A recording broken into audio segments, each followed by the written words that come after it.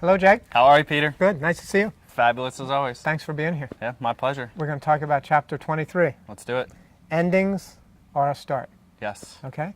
The question that we're going to start with is, have you ever experienced a happy ending, or is there one that you can plan for the future? Yes. Can I share a quote with you first? Absolutely. Straight from the book? Yes. You know, because I think this leads into what I'm trying to get at. But T.S. Eliot wrote, "What we call beginning is often the end, and to make an end is just the beginning, and the end is where we start from." You know, my happy endings have been in 2003, 2006, 2008, and 2013. It was marriage and birth of 3 kids. More or less because, you know, one of my goals was always to be a dad. I didn't have like the greatest dad relationship growing up, so I knew when I got older, like that was going to be the one thing that was going to just go after and like be, try not to cry here, just the one thing that drove me to, you know, live for the day. So marriage to my beautiful wife, and then the 3 kids were those. And my happy ending is every day when I close my eyes and go to bed. I get to kiss my wife goodnight, I get to kiss those 3 girls goodnight, and know that no matter what my day was like that day, whether it was up and down, hectic or crazy, that I got to close each day having the 4 of them within my life. So that's been a huge part. The second happy ending, and I'll introduce you to my little friend that I've worn for the last 5 weeks. What is your friend's name? Is that Mr. Boot? Yes, this is Mr. I'm Gone Now. I got this off yesterday. Congratulations. And that is years of not taking care of myself as a runner triathlete, you know, pushing for a goal, but not really taking a step back and seeing how it was affecting me day in and day out. You know, looking at the bigger picture and not the little steps that got me there. And did a lot of damage to my foot that I have to be responsible for and take care of. And the happy ending was not only getting that off yesterday, but I think the happy ending was being put in that boot.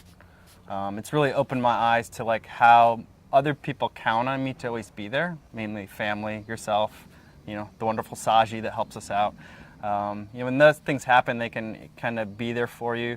It holds you accountable. So that boot has just shown me that, like, you know, I need to be there more for people. And I know this injury, it's not mortal or taking my life away, but it's really said that I need to show up to the plate each and every day and do the little things that matter.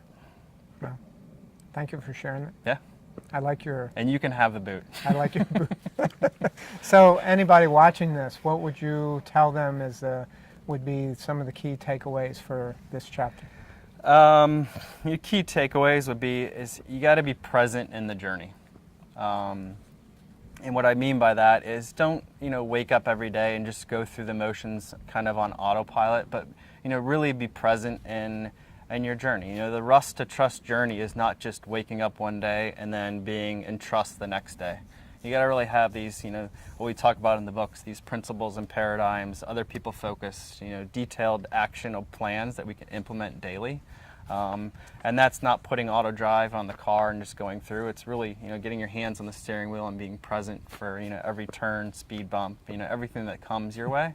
And when you can do that, you know, that way you can optimize more of your time. And, you know, not that, you know, endings are what we're looking at, but like T.S. Eliot wrote that, you know, endings are a beginning, and where you go is dependent on, you know, your priorities and just showing up.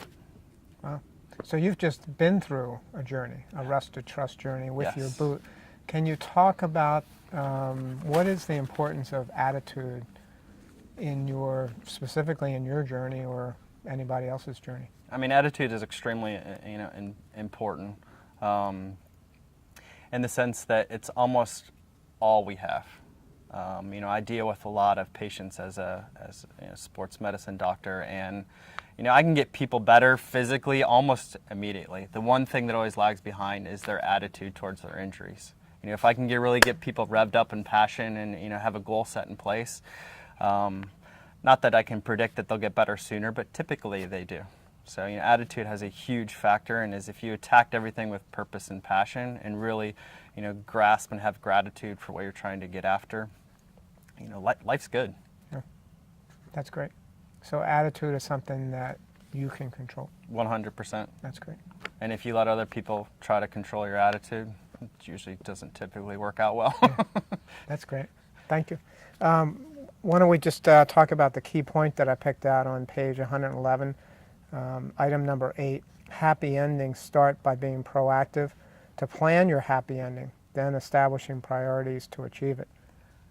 It goes back to that same word we just said, and I think the key point there is that proactive. Not being reactive and not letting things happen to you, but try to be in charge of what you're doing.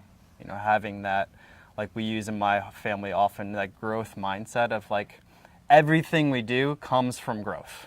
Whether it's a failure, whether you think this is the worst day of your life, whether, tomorrow, if you're really looking at tomorrow, you're scared of it. Know that if you think it and look at it with the attitude or the growth, only good can come from it. Every experience we have in life is a learning experience, and life is that constant university education that, you went for 4 years for college, but really it's the next 70 years that continue teaching you and preaching you onto what to do the right way. When I think about proactive, the word proactive, I think about initiative. So if you could think about your journey with your boot, can you think of an example where you took the initiative to do something during that journey that was particularly positive in your journey? Yeah, I think as a triathlete, Ironman, all that over time, like I've been a very selfish exerciser, meaning like most of my training's done by myself. Now that I couldn't do as much, I put some of that training aside and I opened it up to coffee sessions. We had a little more.